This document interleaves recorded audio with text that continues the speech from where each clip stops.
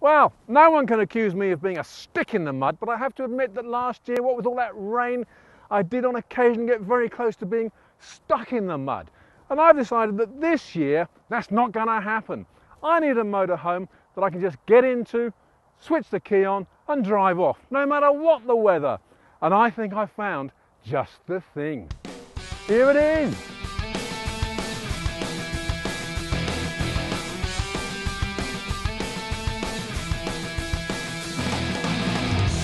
This is a Bimobil EX358. It's absolutely massive. It's chunky. It's got great big knobbly tyres. I love it. Now, normally on the Motorhome channel, I look at a motorhome and I say, let's go inside and look at the lockers and the shower curtain and the upholstery. But in this case, who cares? Let's go for a drive.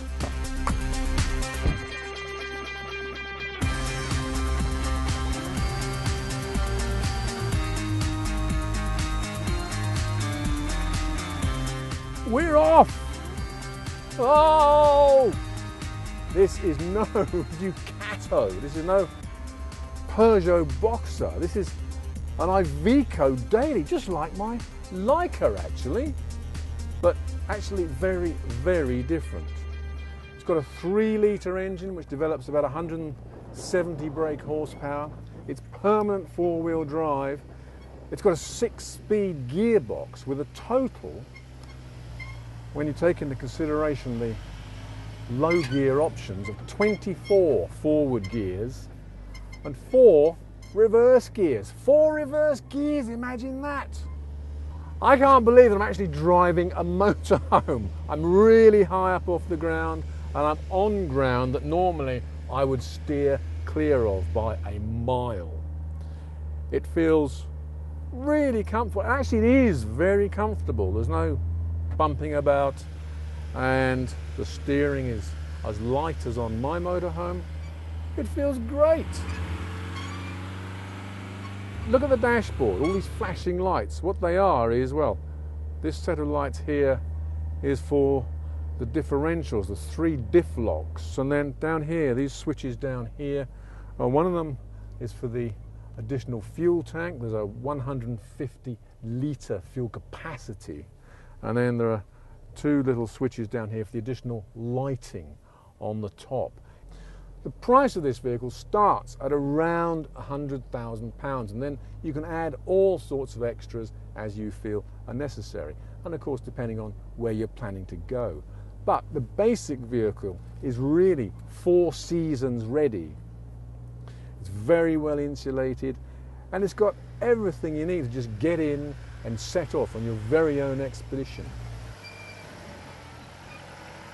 Now, Bimobils are made in Germany and they've got dealers in Mongolia and now Manchester as well. If you want to buy one, you can go to the factory and pick it up. The factory's in Germany, of course, and Bimobil customers do exactly that. They've got one who went to the factory and picked up his motorhome and drove it back to Australia. Another one has ordered a Bimobil. He lives in Cape Town in South Africa, and he's going to drive from Germany to Cape Town via Alaska? Well, apparently that's what he's planning to do, right the way through North and then South America too. So what this motorhome gives you is the ability to make a change from going down to a campsite in the New Forest and head off to places that you haven't even dared to think about, places you may never even have heard of in your entire life, and you will have an absolutely fantastic time. For use driving around town, well, I'm not so sure, but that really isn't what the vehicle's designed for. It's designed for rugged, cross-country, cross-continental use. And I really do want one.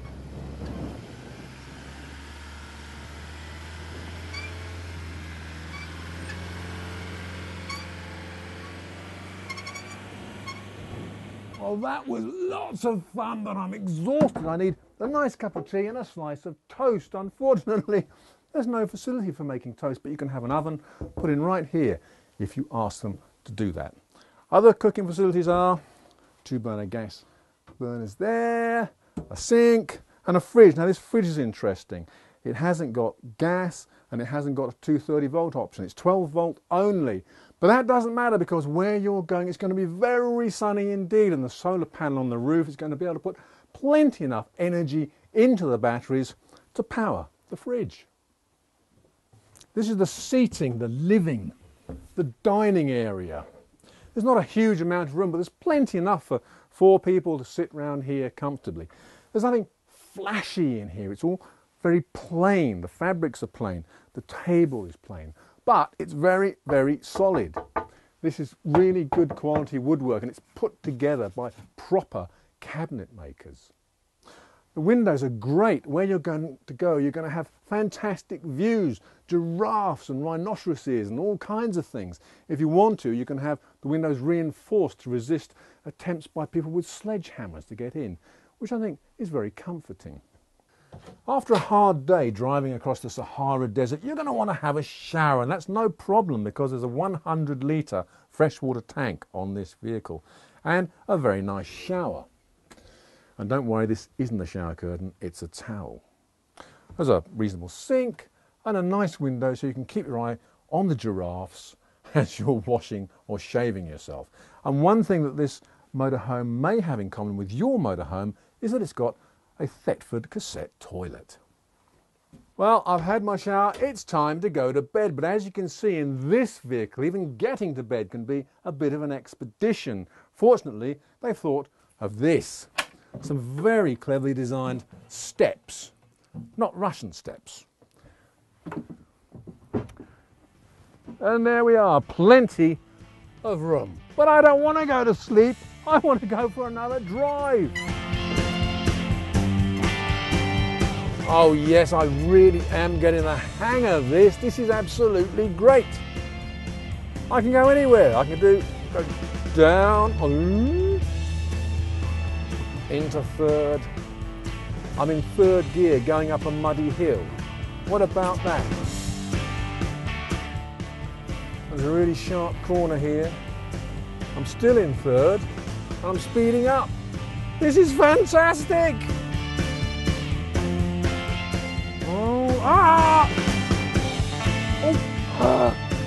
Oh, actually that was a bit scary, but I know for certain it wasn't going to go over.